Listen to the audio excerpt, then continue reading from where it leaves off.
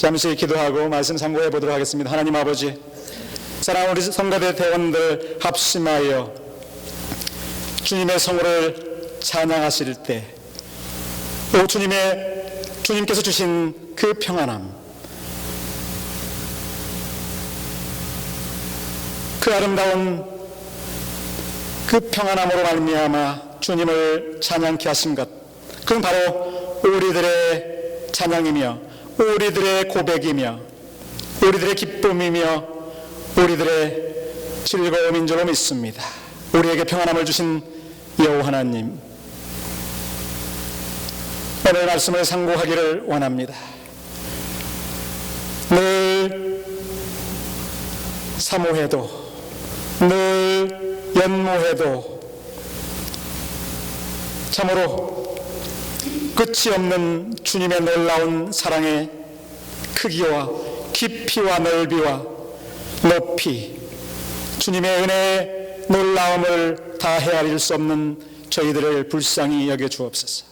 이 시간도 사모하옵나니 우리의 마음을 아시는 주님께서 우리의 눈높이로 낮아지시사 하나님, 우리의 마음을 여시고 주의 음성을 들을 수 있는 복된 한 시간으로 이 시간을 인도하여 주시옵소서. 감사하옵고 예수님의 이름으로 간절히 기도하옵나이다. 아멘. 오늘은 하나님의 구원의 경륜, 특별히 하나님의 예정하시는 하나님, 우리를 구원하시기 위해서 하나님께서 언제부터 그 구원을 계획하셨는가? 우리가 믿을 때 비로소 구원이 작정되었는가? 아니면 그 이전인가? 창세 이후에, 타락 이후에 결정된 일인가? 아니면 창세 이전부터 계획하신 일인가? 그 예정에 관한 내용을 함께 상고해 보고자 합니다. 그 이유는 다름이 아닙니다. 우리 하나님의 구원을 좀 더 명확하게 폭넓게 이해하는 것이 중요하기 때문입니다.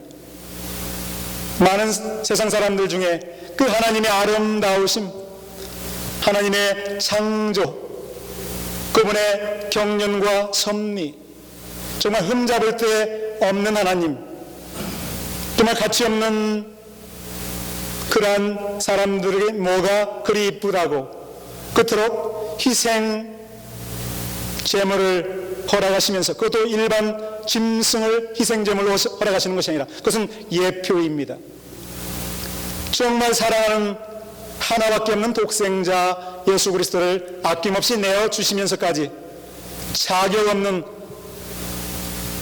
정말 가치 없는 그러한 우리들을 아낌없이 사랑하신 그 하나님의 그 구원의 경륜을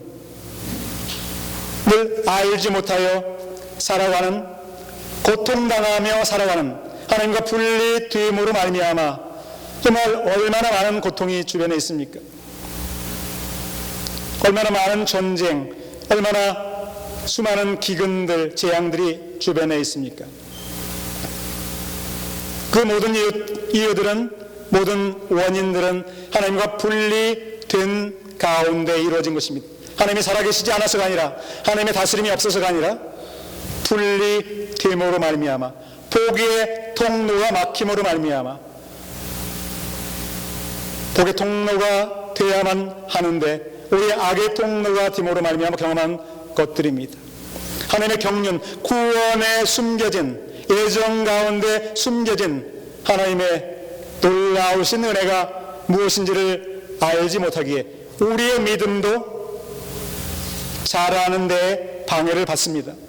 또 믿지 않는 사람들은, 믿지 않는 분들은 그 구원의 경륜을 모르기 때문에 믿음의 걸림돌로 오히려 예정이라는 하나님의 경륜이 방해되는 것을 보게 됩니다. 그래서 우리가 분명히 하나님의 예정에 대해서 명쾌하게 이해하지 않으면 우리도 방해를 받고, 또 우리 스스로 복음을 전하는 일이라든지, 또 우리 자녀들 위한 그러한 믿음의 훈련이라든지 모든 측면에서 방해를 받기 때문에 오늘 예정에 대해서 함께 상고해 보고자 합니다. 오늘 본문 3절에서 말씀합니다.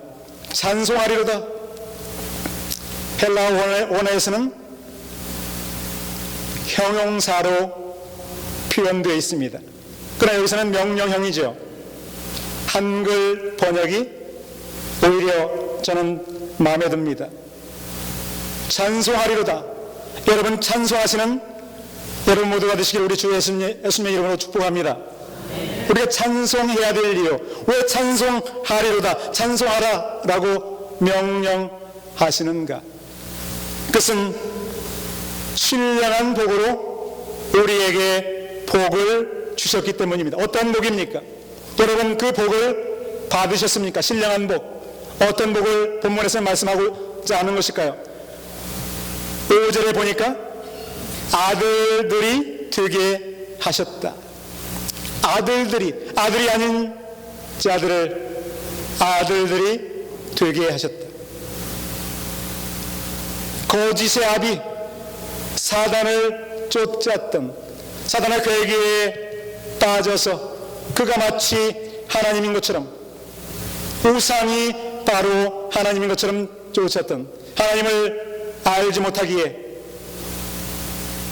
하나님을 무시하며 하나님의 계명들을 소홀히 여기며 살았던 우리들을 자녀로 만드신 줄로 믿습니다. 요한복음 1장 12절에서 어떻게 우리가 자녀가 될 수 있는가? 영접하는 자, 그 이름을 믿는 자들에게는 하나님의 자녀가 되는 권세를 주셨으니. 아멘. 여러분 모두 하나님의 자녀가 되셨습니까? 영접함으로, 예수 그리스도를 믿음으로 말미암아 하나님의 자녀가 되었습니다. 성경이 증거하는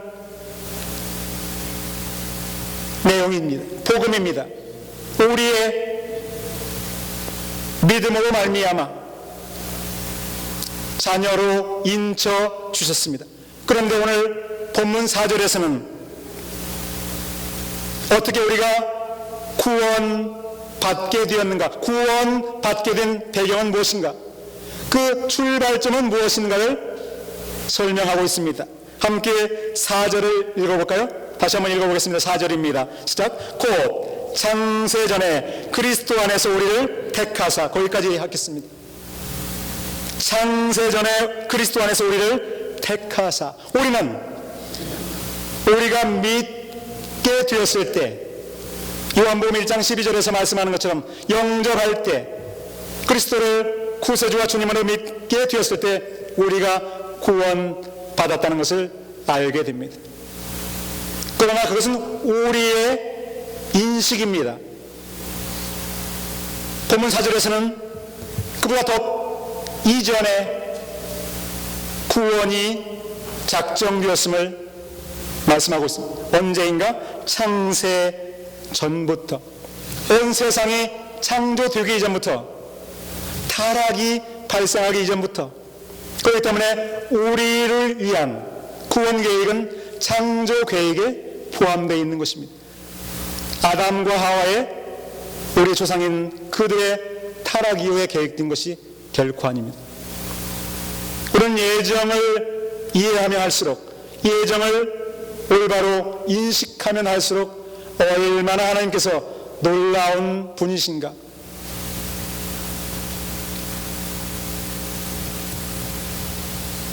오늘 세 가지로 나누어서 예정 가운데 주시고자, 예정 가운데 숨겨진, 담긴 하나님의 메시지가 무엇인가, 저는 오늘 세 가지로 나누어서 함께 살펴보고자 합니다.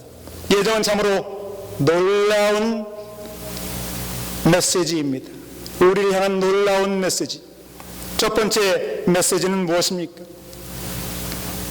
예정은 우리에게 말씀합니다. 하나님의 예정은 무엇을 우리에게 전하고자 하시는가? 왜 사도 바울을 통해서, 왜 구약에서 신약에서 예정을 말씀하시는가?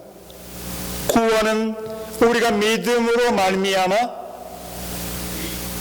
받은 것입니다. 그러나 믿음이 원인이 아닌 것입니다.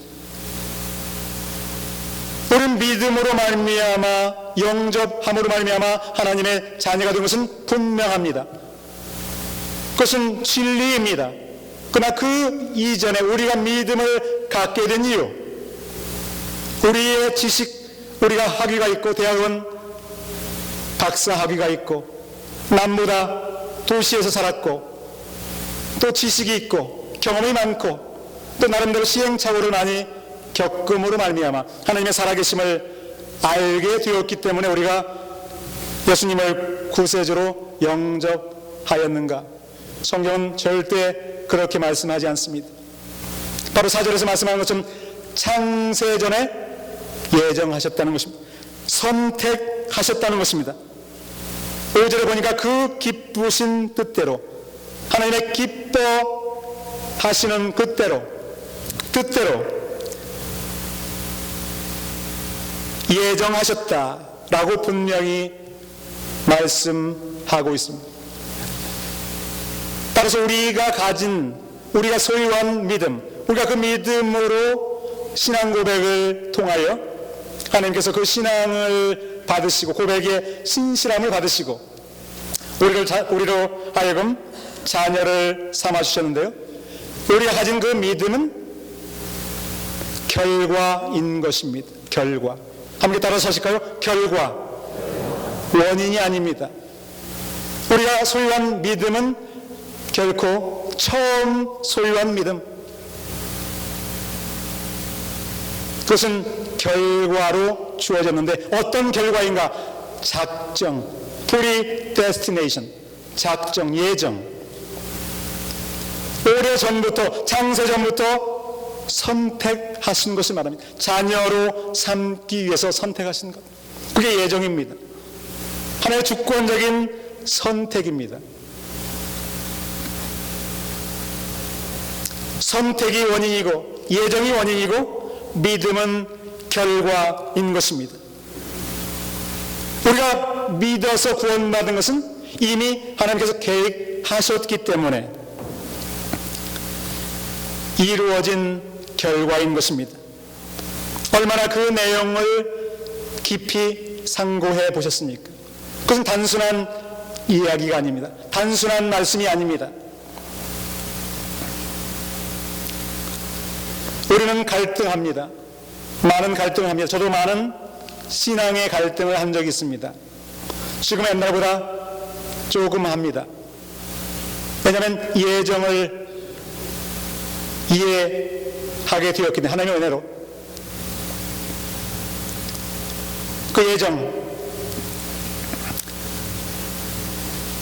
참으로 놀라운 의미가 담겨 있습니다. 어떤 부흥 강사님이 이런 말씀을 하시는 것을 제가 들었습니다.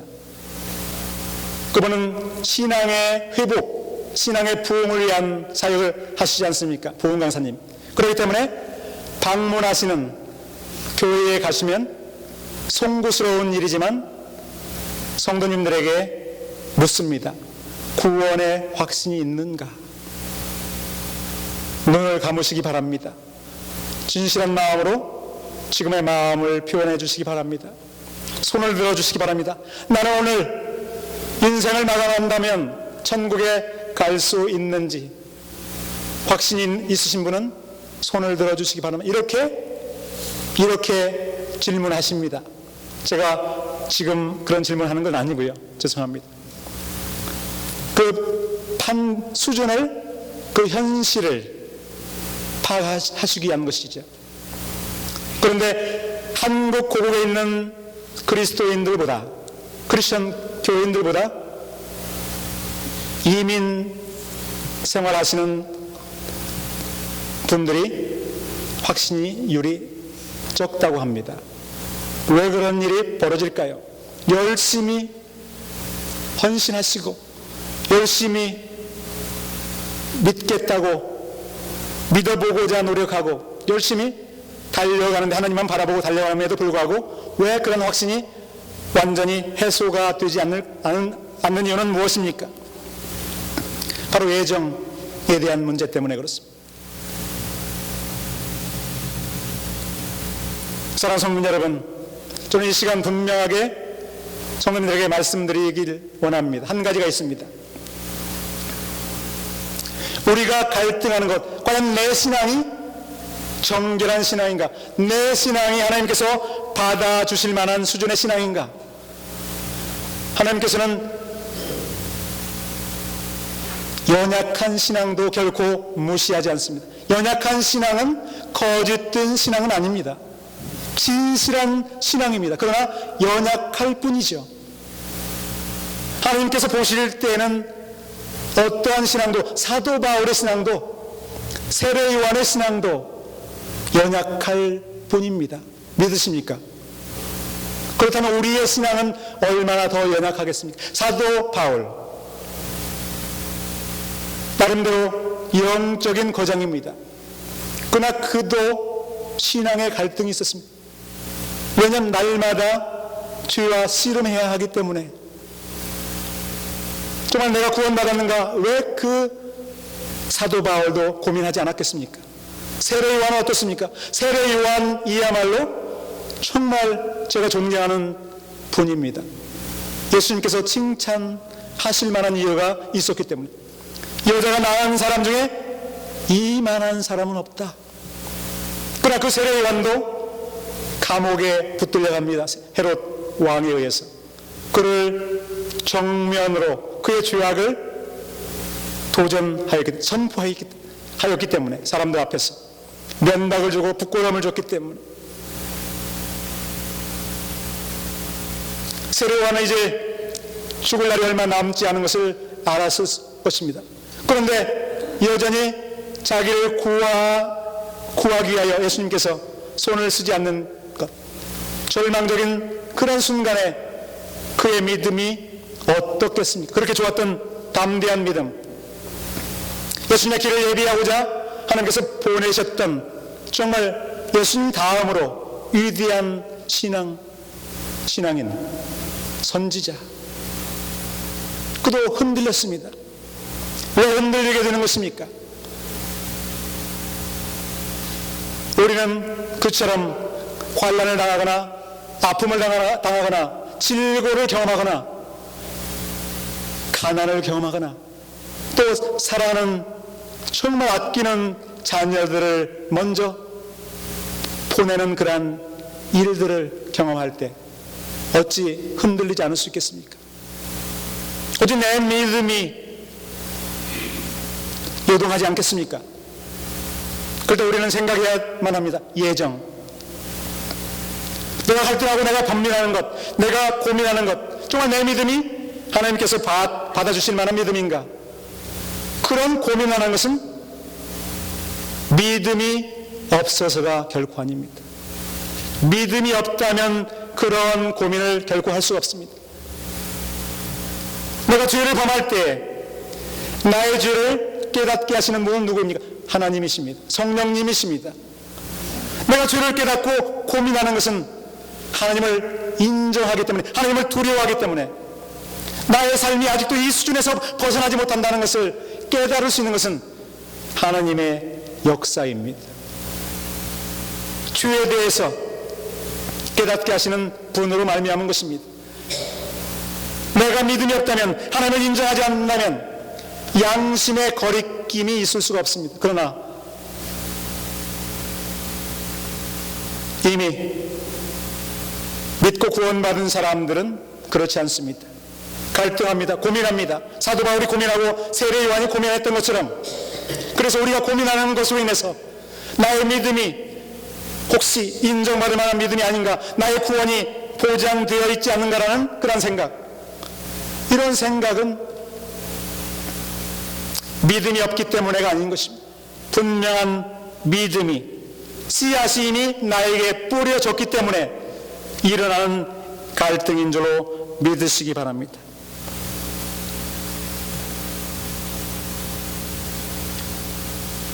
사랑하는 성도 여러분,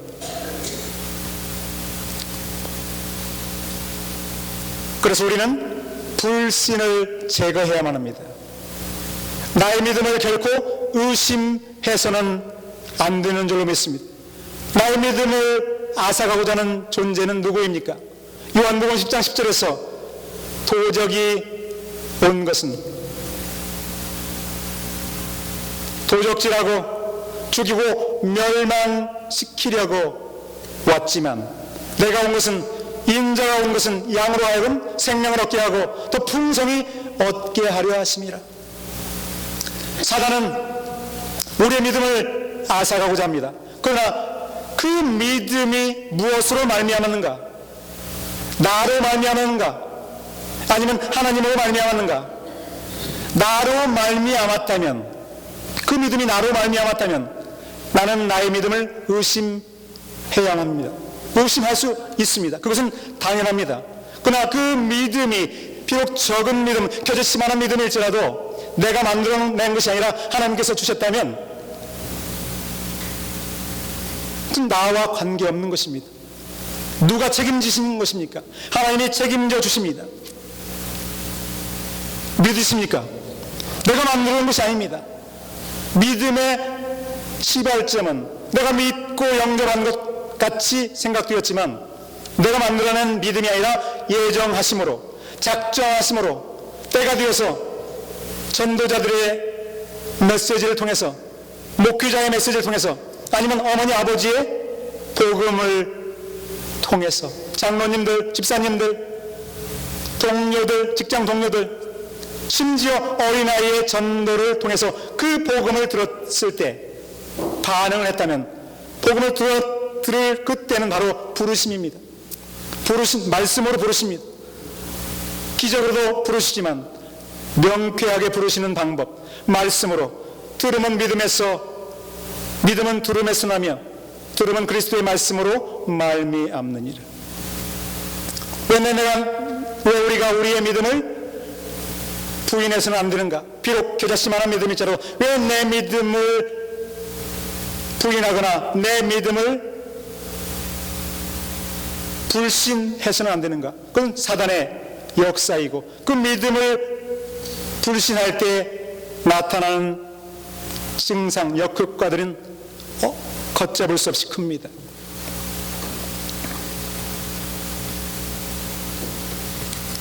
사랑하는 성도 여러분, 하나님께서 여러분에게 믿음을 주신 줄로 믿으시기 바랍니다.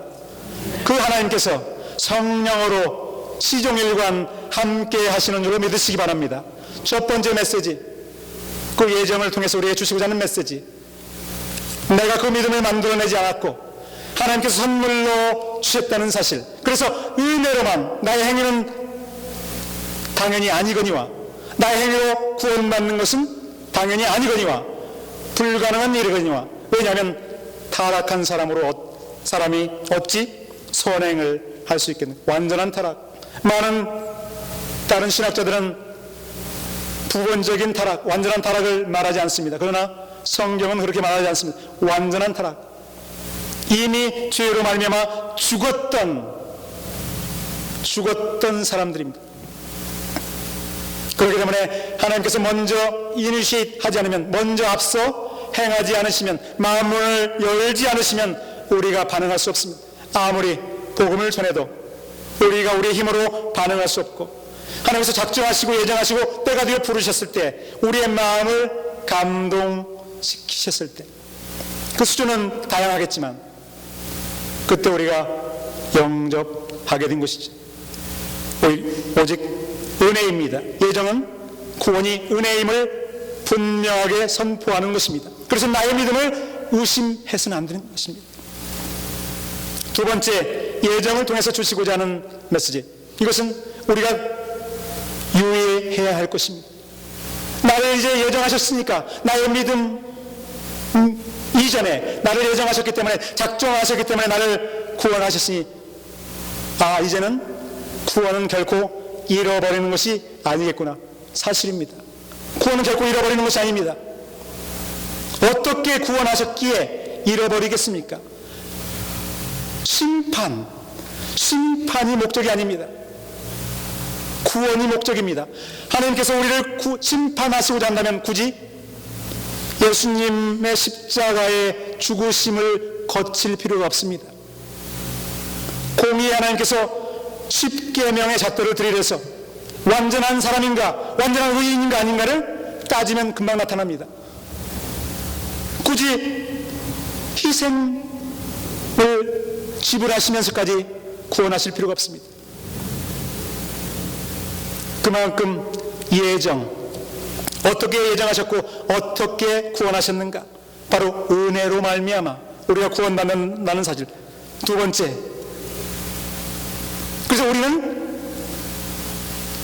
그 구원의 목적을 반드시 알아야 됩니다. 4절 다시 한번 읽어볼까요? 4절입니다. 시작. 4절. 곧 장세전에 그리스도 안에서 우리를 택하사 우리로 사랑하여서 그 앞에서 거룩하고 흠이 없게 하시려고. 거룩하고 흠이 없게 하시고자. 그 구원의 목적입니다. 영광을 받으시기 이전에 흠없는 존재로서 영광을 드리는 것보다 흠이 없는 상태에서, 흠이 있는 상태가 아니라 흠이 없는 상태에서 드리는 영광이 얼마나 더 아름답겠습니까? 거룩한 자녀로서, 회복된 자녀로서, 정결한 신부로서 영광을 드리는 것이 얼마나 더 영화롭겠습니까? 얼마나 더 세상 사람들에게도 덕이 되겠습니까? 얼마나 더 많은 전도가 되겠습니까? 우리는 분명히 명심해야 됩니다. 우리의 구원은 결코 잃지 않지만 방심해서는 안 된다. 교만해서는 안 된다. 나의 힘으로 구원받은 것이 아니라 내가 비록 PhD 박사학위가 있을 정도의 지혜로운 사람이고 남보다 뛰어난 사람일지라도 나의 지식으로 지혜로 구원받은 것이 아니다. 남을 구원받지 않는 사람을 결코 멸시해서는 안 된다는 것입니다. 그를 불쌍히 여기에만 된다는 것. 나를 불쌍히 여기는 것처럼. 세 번째, 예정 가운데 담긴 메시지는 무엇입니까? 이건 참 중요한 포인트라고 생각합니다. 어떤 사람은 예정이라는 것을 이해할 때 운명이라고 생각합니다. 누구는 왜 구원받고 누구는 왜 구원받지 않습니까? 예정하셨으면, 작정하셨으면, 왜 작정한 것이 왜 불공평하게 보입니까? 왜 불공평하게 보이겠습니까? 누구는 왜 구원받습니까? 누구는 왜 구원받지 못하고 지옥에 가야만 합니까? 왜 차별하는 것입니까? 이렇게 생각할 수 있습니다. 하나님이 정말 선하신 분이라면 왜 지옥에 보내는 사람이 있습니까? 하나님께서 지옥에 보내십니까? 심판 이전에, 좀 전에 말씀드린 것처럼 왜 희생을 지불하셨는가? 희생이 없다면 우리는 그렇게 생각할 수 있습니다. 예정은 구원이 운명인 것을 말하는 것이 결코 아닙니다. 우리의 운명은 다 지옥 갈 운명입니다. 그러나 예정을 통해서, 하나님의 구원의 방식을 통해서 운명을 꺾으시고 운명을 파괴하시는 하나님인 것을 믿으시기 바랍니다. 하나님께서 아무리 작정하시고 예정하셨을지라도 우리의 의견과 우리의 선택과 의지를 무시하고 그 일을 진행하지 않습니다. 운명이라는 것은 나의 선택과 무관한 것을 말합니다. 나의 결정이 어떤 결정일지라도, 나의 결정이 옳은 결정이고 나의 결정이 그런 결정일지라도 그것과 무시한 상태로 구원이 결정되는 것, 그것이 운명입니다. 결코 그렇지 않습니다. 왜 우리에게 자유의지를 주셨겠습니까? 왜 자유의지를 주셔서 아담과 하와 얼마나 뼈아픈 선택을 하게 되었습니까? 자유의지를 주시지 않았다면 그러지 않았을 텐데 왜 자유의지를 주셔서 그러한 자손만대가 고난당하는 십자가에 예수님이 못 박혀 돌아가실 그 최고의 인간의 죄악이 벌어질 정도의 그 일들이 이루어져만 됐겠습니까? 자유의지가 그만큼 중요합니다. 그만큼 희생을 감수하면서 주셨던 그 자유의지, 그 자유의지를 어떻게 하나님께서 무시하고 그 구원의 경륜, 예정 가운데 작정한 사람들을 구원으로 이끄시겠습니까? 반응, 우리가 구원받지 못한다고 한다면 그것은 우리의 반응으로 말미암는 것입니다. 지옥으로 보내고자 하는 예정으로 이루어진 것이 결코 아닙니다. 우리는 결코 오해해서는 안 됩니다. 한때 미국 장로교회가 전도에 소홀히 한 적이 있습니다. 많은 다른 교단, CMNA, 또 다른 감리교, 침례교, 이런 교단들은 열심히 전도할 때 장로교는 전도와 선교에 그보다는 하셨겠지만 소홀히 여겼다고 합니다. 상대적으로. 그러나 그 미국 장로교회에 의해서 한국이 얼마나 덕을 보았습니까? 결코 하지 않은 것을 말씀하고자 하는 것은 아닙니다. 소홀히 여긴 이유가 무엇인가? 예정에 대한 오해. 사랑하는 성도 여러분, 예정은 축복입니다. 결론적으로 저는 로마서 1장 17절의 말씀을 한번 말씀드리고자 합니다. 로마서 1장 17절의 말씀 이렇게 시작합니다. 복음에는 하나님의 의가 나타나서 믿음에 이르게 하나니 기록된 바 오직 의인은 믿음으로 말미암아 살리라. 아멘.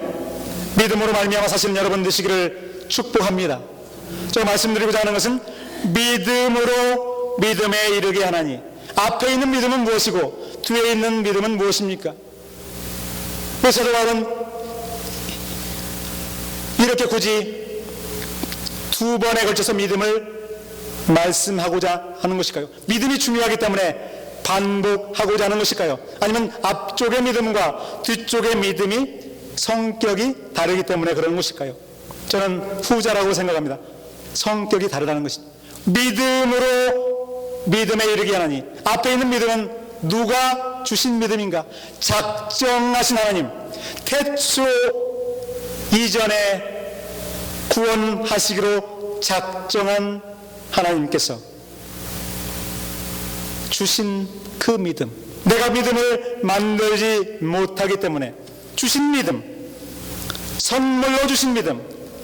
두 번째 믿음은 어떤 믿음인가? 그것도 선물로 주시지만 그 믿음은 우리가 책임져야 될 믿음, 믿기로 결단하는 믿음. 한 번 주신 믿음을 통해서, 기반으로 해서 그 믿음을 자라게 하는 것은 누구 책임이겠습니까? 저와 여러분의 책임인 줄 믿습니다. 그래서 우리는 믿음의 성장을 위해서, 성숙을 위하여 우리의 땀과 수고가 필요합니다.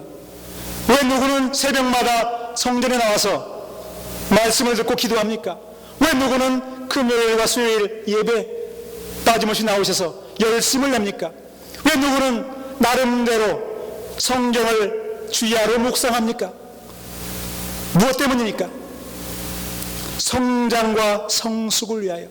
내가 성장하고 성숙하지 않으면 내가 어떻게 선한 도구로 쓰임받겠습니까? 나의 믿음이 성숙하지 않을 때 내가 어찌 아들과 딸을 위하여 축복의 메시지, 권면, 믿음의 유산들을 줄 수 있게, 전혀 주지 않는 것은 아니지만 더 줄 수 있는데 어떻게 주지 못하는 이유가 무엇입니까? 성숙과 성장. 믿음에 이르게 하나니, 믿음에 이르게 하나니, 에베소서 4장 13절의 말씀처럼 우리가 다 하나님의 아들을 믿는 것과 아는 일에 하나가 되어 온전한 사람을 이루어 그리스도의 장성한 분량이 충만한 데까지 이르니. 사도 바울 말씀합니다. 믿음, 아들을 믿는 일에 장성한 분량에 이르기까지, 충만한 데 이르기까지, 예수님의 믿음의 주요 온전케 하시는 그 예수님, 믿음을 창조하신 하나님, 예수님께서 본을 보이신 예수님, 고난 중에서도 십자가를 감당하시면서도 결코 믿음이 쇠하지 않으셨던 예수님, 하나님과의 관계, 끊어지지 않는 관계, 하나님과의 절단이 이루어진 관계가 사귐이 단절되거나 멀어지지 않는 그런 가운데 그 사역을 감당하셨던 것입니다. 누구의 책임입니까? 주셨던 믿음, 선물로 주신 믿음, 결코 누구도 빼앗을 수 없는 그 믿음, 우리는 그 믿음을 결코 불신하거나 소홀히 여기서는 안 됩니다. 그러나 그것으로 만족해서는 안 됩니다. 우리가 그 믿음을, 주신 믿음을, 포배로운 믿음, 믿음이 없이는 하나님을 기쁘시게 할 수 없는 그 믿음, 그 믿음은 누구의 책임인가? 바로 저와 여러분의 책임인 줄 믿습니다. 사랑하는 성도님 여러분, 환난을 당합니까? 고난을 당합니까? 상실의 아픔이 있습니까? 가난합니까? 질고가 있습니까? 우리가 경험하는 문제들입니다. 그런 환난에서 제일인 분들은 아무도 없습니다. 왜 그런 환난이 우리에게 주어집니까? 우리의 힘으로 살지 않고 오직 우리가 의지할 분은 우리의 전부가 되신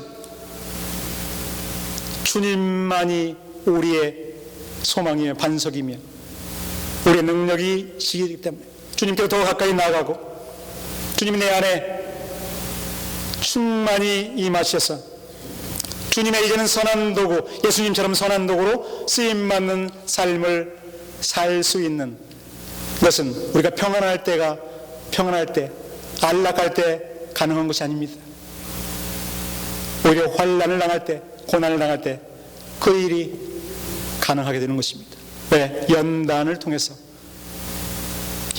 우리가 더욱더 주님만을 의지할 수 있기 때문인 줄로 믿습니다. 사랑하는 성도님 여러분, 장성한 분량에 이르는 그 믿음, 이미 하나님께서 선물로 주셨던 그 믿음을 장성한 분량으로 키우셔서 정말 이 시대제말에 아름답게 쓰임받는 여러분 모두가 되시기를 우리 구주 예수님의 이름으로 간절히 축복합니다. 기도하겠습니다. 하나님 감사합니다. 우리의 믿음을 불신하고 좌로나오나 치우쳤던 시간들을 시간도 고백하지 않을 수 없습니다. 하오나 그것은 사단의 괴계이며 우리를 넘어뜨리고자 하는 사단의 악한 도적질이며 멸망시키고 죽이고자 하는 계략인 것을 다시 한번 깨달아 알게 하시고 하나님 주님의 사랑에서 끊을 것은 아무것도 없고 정말 우리에게 주신 그 믿음, 비록 겨자씨만한 믿음일지라도 그 믿음으로 말미암아 이미 우리가 영원한 생명을 보장받았기에 이제는 찬송하리로다. 기쁨으로 감사함으로 찬송하는 그러한 복된 성도들 자손 만대가 될 수 있도록 축복하여 주시고 좀 아름답게 쓰임받는 영광스러운 하나님을 높여드리는 모두가 되게 하여 주옵소서. 예수님의 이름으로 감사하며 축복하며 기도하옵나이다. 아멘.